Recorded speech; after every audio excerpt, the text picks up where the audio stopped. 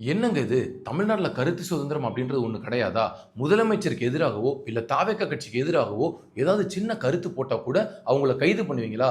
இதுதான் கருத்து சுதந்திரமா? பத்திரிகை சுதந்திரமா? அப்படின்னு இதுக்கு முன்னாடி ஆட்சி நடக்கும்போது, திமுக ஆட்சியில எவ்வளவு வன்முறைகள், அடக்குமுறைகள்லாம் நடக்கும்போது, புயல் காத்துல பொரி சாப்பிடுற கதைய வேடிக்கை பார்த்த நபர்கள்லாம் யாரோ, அந்த நபர்கள் எல்லாருமே இன்னைக்கு இந்த கருத்து சுதந்திரம், பத்திரிகை சுதந்திரம் இதுக்கு எதிராக குரல் கொடுத்துட்டு இருக்காங்க. விஜயின் ஆட்சி ஒரு கொடூரமான ஆட்சியா இருக்கு. ஒரு கருத்தை பதிவு பண்ணதுக்கு ஜெயிலுக்கு கொண்டு போற அளவுக்கு அவங்க வேலையை பண்ணுவாங்க அப்படின்னு இவங்க எல்லாரும் வக்காலத்து வாங்குறாங்க. இவங்க யாருக்கெல்லாம் வக்காலத்து வாங்குறாங்க? யாருக்கெல்லாம் ஆதரவா குரல் கொடுக்குறாங்க அப்படின்னு பார்த்தா, இந்த பத்திரிகை துறையை கேவலப்படுத்தி இழிவுபடுத்தக்கூடிய மிக முக்கியமான புள்ளியா இருக்கக்கூடிய முக்தார் அப்படின்ற ஒரு மனிதனா கூட இருக்க தகுதி இல்லாத ஒரு நபர். அந்த நபர் நேர்மையா பேசுறாரு, பத்திரிகையை நேர்மையா நடத்துறாரு அப்படின்னு இவங்க எல்லாரும் பில்டப் பண்றாங்க. ஆனா அவரை பத்தி நம்ம சொல்ல வேண்டிய அவசியம் இல்லை. அவரோட எந்த காணொலி நீங்க எடுத்து பார்த்தீங்க அப்படின்னாலும் அதுல ஏதாவது ஒரு ஆபாசமான ஒரு கண்டென்ட்டை வச்சுதான் பேசுவாரு. சமீபத்துல ஆலிசா அப்படின்ற ஒரு பாஜக பெண் நிர்வாகி குறித்து இவரும் திருச்சி சூர்யாவும் எந்த மாதிரியான கருத்துக்களை பகிர்ந்து கொண்டாங்க அப்படின்றத ஒட்டுமொத்த தமிழ்நாடு மக்களுமே பார்த்தாங்க. அந்த முக்தார் எங்கேயோ ஓடி ஒளிஞ்சிட்டு இருந்தாரு. அந்த முக்தாரை தேடி கர்நாடகாவில் வச்சு கைது பண்ணியிருக்காங்க தமிழ்நாடு காவல்துறை. கைது பண்ண உடனே எவ்வளவு ஒரு அப்பாவி மனிதன் அந்த முக்தார். அந்த முக்தாரை போய் கைது பண்ணிட்டீங்களே. அவரை கைது பண்ணதுனால தமிழ்நாடே போர்க்களமா வெடிச்சிருச்சு. தமிழ்நாட்டில் எல்லா பக்கமும் எதிர்ப்பு தெரிவித்து போராட்டம் பண்றாங்க ரேஞ்சுக்கு இன்னைக்கு திமுகவின் வாடகை வகையில் இருக்கக்கூடிய பலருமே அதுக்கு ஆதரவா குரல் கொடுத்துட்டு இருக்காங்க. எதுக்காக முக்தார் கைது செய்யப்பட்டார்? எதுக்காக மாரிதாஸ் கைது செய்யப்பட்டார்? எதுக்காக திருச்சி சூர்யா கைது செய்யப்பட்டார்? இதுக்கு பின்னாடி இருக்கக்கூடிய அரசியல் காரணங்கள் என்ன? உண்மையிலே இவங்க எல்லாரும் சொல்வது போல முதலமைச்சரை யாருமே விமர்சனம் பண்ணக்கூடாதா? தாவேக்காவை யாருமே விமர்சனம் பண்ணக்கூடாதா? அப்படின்னு பல குற்றச்சாட்டுகள் இருக்கே. இது எல்லாம் உண்மையா பொய்யா அப்படின்றத விரிவா அலசி ஆராய்வோம். இந்த திமுகன்ற கட்சி ஆட்சியை விட்டு போறதுக்கு மிக முக்கியமான காரணமா இருந்தது ரெண்டு விஷயம் தான். ஒன்று சட்டம் ஒழுங்கு பிரச்சனை, ரெண்டாவது பேசக்கூடிய நபர்கள் எல்லாரையும் கைது பண்ணி சிறையில் அடைச்சாங்க. எப்படி பேசக்கூடிய நபர்கள்னா, யாரெல்லாம் திமுகவின் ஆட்சியை விமர்சனம் பண்ணாலே அவங்க எல்லாரையும் உடனடியாக குண்டர் சட்டத்தில் கைது பண்றது, இல்லை 3 வழக்குகள் போட்டு அதுக்கப்புறம் குண்டர் சட்டத்தை போடுறது, இந்த மாதிரி வேலைகளை பண்ணிட்டு இருந்தாங்க. அதை முற்றிலுமா எதிர்த்து பல நேரங்களில் நம்ம பேசியிருக்கோம். ஆனால் இப்போ டிவிகே அரசு வந்ததுக்கு அப்புறம் மாரிதாஸ் கைது செய்யப்பட்டார், திருச்சி சூர்யா கைது செய்யப்பட்டார், இப்போ முக்தாருமே கைது செய்யப்பட்டிருக்கார் அப்படின்றது நம்ம எல்லாருக்குமே தெரியும். இப்போ பலருமே என்ன கேள்வி எழுப்புறாங்கன்னா, எங்க திமுக ஆட்சியில தான் இது நடந்துச்சு, அது கொடூரம்னு எல்லாருமே சொன்னீங்க. ஆனா இன்னைக்கு விஜய் ஆட்சி அமைச்சதுக்கு அப்புறம் அவரும் இதே வேலையை பண்றாருங்க. இது எப்படிங்க நியாயம்? இதுதான் நீங்க சொன்ன கருத்து சுதந்திரமா, பத்திரிகை சுதந்திரமா அப்படின்னு பலருமே இப்ப கதறுன்னு கதறிட்டு இருக்காங்க.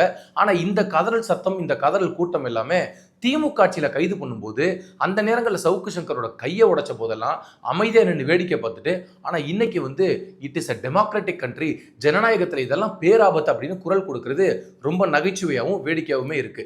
இப்ப எதுக்காக இவங்க திருச்சி சூர்யா, முக்தார், மாரிதாஸ் இவங்க எல்லாத்தையும் கைது பண்ணாங்க அப்படின்னா, இவங்க எல்லாருமே விமர்சனம் பண்ணிட்டாங்க கவர்மெண்ட்டை, அதனால கைது பண்ணிட்டாங்க அப்படின்னு போற போக்குல பொத்தாம் பொதுவா சொல்லிட்டு போறாங்க.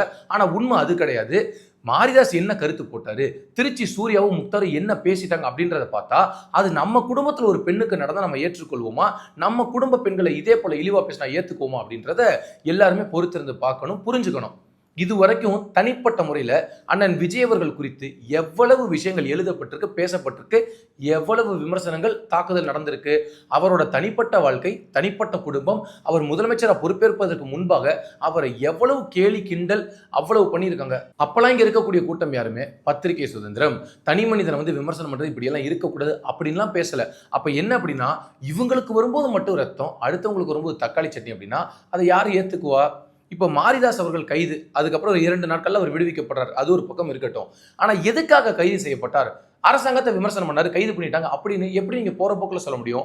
ஒரு பெண் அமைச்சர், ஒரு 30 வயதுக்குள்ள இருக்கக்கூடிய ஒரு பெண் அமைச்சர், அவங்க இன்னொருத்தர் கூட ஒரு நண்பரா இருக்கலாம், இல்ல உறவினரா இருக்கலாம், யாரா வேணாலும் இருக்கலாம். அவர் எதிர்பாலினத்தை சேர்ந்தவர் அப்படின்ற ஒரே காரணத்துக்காக, ஒரு ஆணா இருக்கக்கூடிய காரணத்தினால அவர் கூட அவங்க புகைப்படம் எடுத்திருக்காங்க.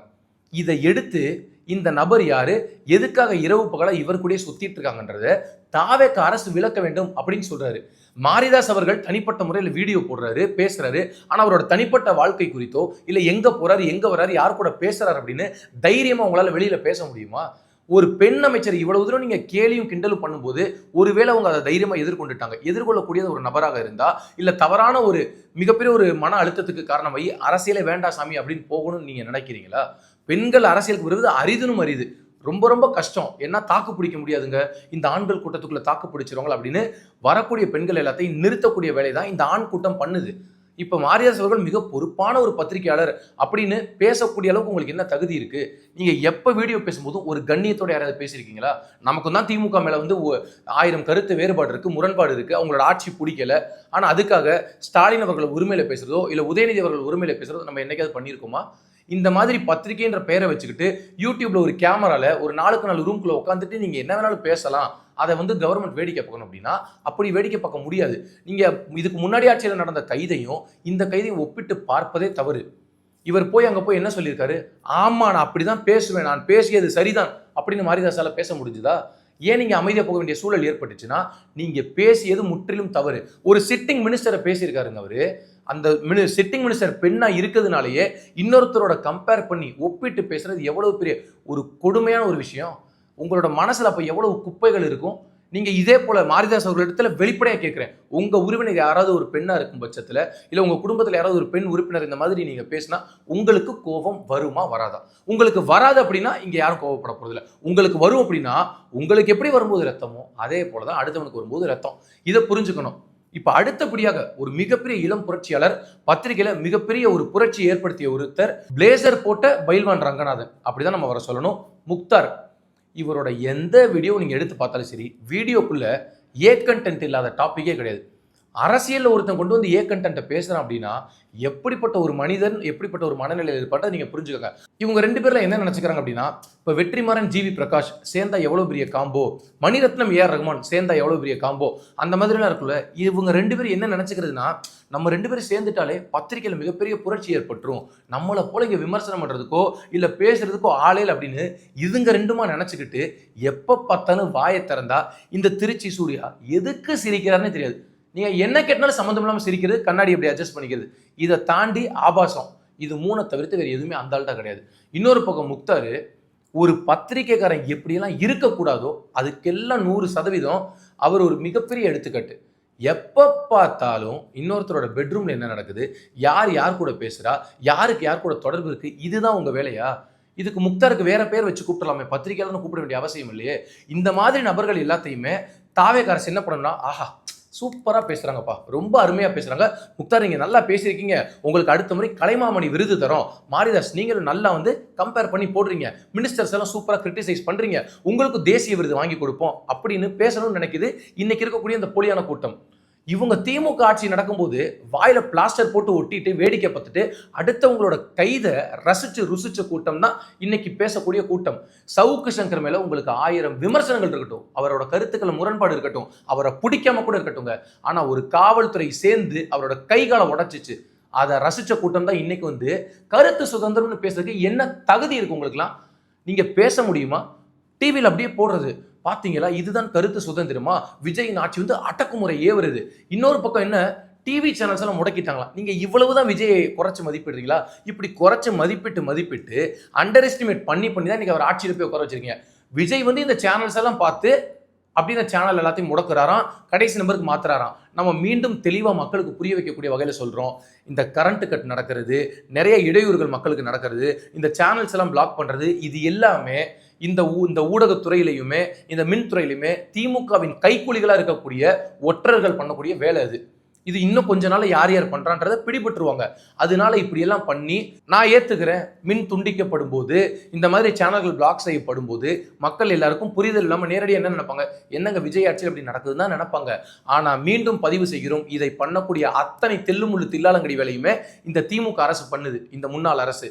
திமுகவும் அதிமுகவும் அப்பெல்லாம் பண்ண போறாங்களாங்க அப்படின்னு நீங்க யோசிச்சீங்கன்னா, பல நாளா நான் பேசியிருக்கேன். இந்த திமுகவும் அதிமுகவும் அண்ணன் விஜய் சொன்னது போல, நீ அடிக்கிற மாதிரி அடி, நான் கத்துற மாதிரி கத்துறேன், ஆனா 2 பேரும் கையா இறுக்க பிடிச்சிப்போம், வேற எவனையும் உள்ள விட்டுறக்கூடாது, நம்மளோட பிசினஸ் டிஸ்டர்ப் ஆயிருன்றதுல ரொம்ப தெளிவா இருந்தாங்க.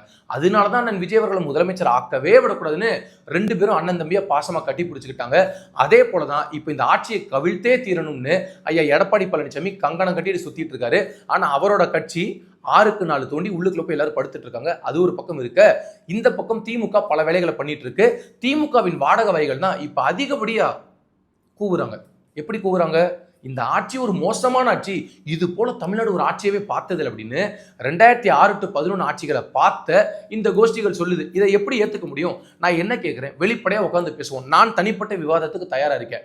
நீங்க விஜயின் ஆட்சியை நான் ஆதரிச்சு பேசுறேன், ஆதரிக்காம பேசுறேன், அதெல்லாம் ஒரு பக்கம் இருக்கட்டும். நீங்க இந்த அளவுக்கு வெளிப்படையா திமுகவின் நாங்க கொத்தூஸ் அப்படின்னு வெளிப்படையா சொல்றீங்கல்ல, நீங்க என் கூட ஒரு விவாதத்துக்கு வாங்க.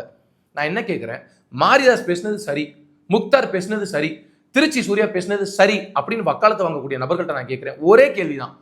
உங்க குடும்ப உறுப்பினர்களை இதே போல பேசினா நான் ஏத்துப்பேங்க, ஆமா நான் பெருமை மிகு கொத்து அப்படின்னு சொல்லிட்டீங்கன்னா யாருமே கேள்வி கேட்க போறதில்ல. சரி, எவ்வளவு பெருந்தன்மையா இருக்காங்க, எவ்வளவு பெரிய தியாகிகளா இருக்காங்க, இவங்கள்ட்ட போய் நம்ம ஏன் இப்படி புரிஞ்சுக்கணும் அப்படின்னு நம்ம கடந்து போயிடலாம். ஆனா மீண்டும் மீண்டும் இது போல ஏங்க இன்னமுமாங்க உங்களுக்கு புரியல, இது போல பேசி பேசி ஒரு கட்டமைப்பை கொண்டு வந்து விஜய் ஆட்சிக்கு கொண்டு வந்ததே இந்த திமுகவும் அதிமுகவும் தான். அவரை நீங்க பாட்டுக்கு பேசாம விட்டுருந்தா, ரொம்ப கண்டிஷன்ஸ் போட்டு அவரை அடக்குமுறைக்கு ஆளாக்காம இருந்திருந்தா கூட அவர் ஏதோ ஒரு 20 சீட் 30 சீட் தான் ஜெயிச்சிருப்பாரு. ஆனா நீங்க பண்ண டார்ச்சர்ல மக்கள் எல்லாரும் அவ்வளவு விழிச்சுக்கிட்டாங்க. இந்த கட்சி இவ்வளவு தூரம் ஒருத்தனை அட்டாக் பண்ணுது அப்படின்னா அப்ப இவங்க தான் தப்புன்னு சொல்லி அண்ணன் விஜய் அங்க போய் உட்கார வச்சுட்டாங்க. இப்ப அவர் ஆட்சி பண்ண விடாம 25 நாள்ல இவ்வளவு நெருக்கடிகள் கொடுத்து இந்த ஆட்சியை நாங்க கவிழ்த்தே திருவோம் நீங்க நினைச்சீங்க அப்படின்னா வெகு விரைவில் உங்க 2 கட்சியும் மக்கள் கவிழ்த்து விட்டு நீங்க திரும்ப எதிர்கட்சியா இல்ல கட்சியா கூட தமிழ்நாட்டில் இருக்க முடியாது. அதை மனசுல வச்சுக்கோங்க. இன்னைக்கு இருக்கக்கூடிய இந்த வாடகை வாய்களுக்கு ஒரு அன்பான வேண்டுகோள், நீங்க நினைச்சிட்டு இருக்கீங்க அடுத்த முறை திமுக வந்துடும், அடுத்த முறை அதிமுக வந்துடும், யாராவது வந்துடும் அப்படின்னு. நமக்கு கிடைக்கக்கூடிய தகவல்கள்லாம் என்ன அப்படின்னா, பாஜக இப்ப இருக்கக்கூடிய இந்த தமிழ்நாடு அரசியல் சூழலை ரொம்ப அழகா என்ஜாய் பண்ணுது. அவங்களுக்கு விஜய் வந்தது உள்ளபடியே மகிழ்ச்சி தான். அவங்களுக்கு இந்த திராவிட கட்சிகள் அழிச்சிட்டு திராவிடமே இல்லாத ஒரு நாடை உருவாக்கணும் அப்படின்னு அவங்க நினைக்கிறாங்க. ஆனா இப்ப அண்ணன் விஜய் வந்தது அவங்களுக்கு நெருக்கடியோ இல்லையோ தெரியல. ஆனா இந்த திமுகவும் அதிமுகவும் அழியணும் அப்படின்றதுல பாஜக குறியா இருக்கு. அதற்கான பிளாட்ஃபார்மை இனி வரக்கூடிய நாட்கள்ல பாஜக உறுதியாக பண்ணும். நான் மீண்டும் சொல்கிறேன், திமுக அதிமுக முன்னாள் அமைச்சர்கள் இருக்கக்கூடிய வழக்குகளை தூசி தட்டி நேர்மையாக விசாரிக்கும் பட்சத்தில் இந்த 2 கட்சிகளும் காணாமல் போய்விடும். அதனால இந்த வாடகை வாய்கள் எல்லாருமே வாடகையை வாங்கிட்டு நீங்க கூவுற வேலையை விட்டுட்டு மக்களுக்கு ஏதாவது சேவை செய்ய முடியும் அப்படின்னா சேவை பண்ணுங்க. இல்லையா அப்படி ஒரு யூடியூப் சேனலை ஓபன் பண்ணி உங்களுக்கு தோணுற கருத்தை நீங்க பேசிட்டு இருங்க. இந்த திமுகவும் அதிமுகவை நம்பி நீங்க போனீங்க அப்படின்னா நடுத்தெருவுல உச்சத்துல நிற்பீங்க.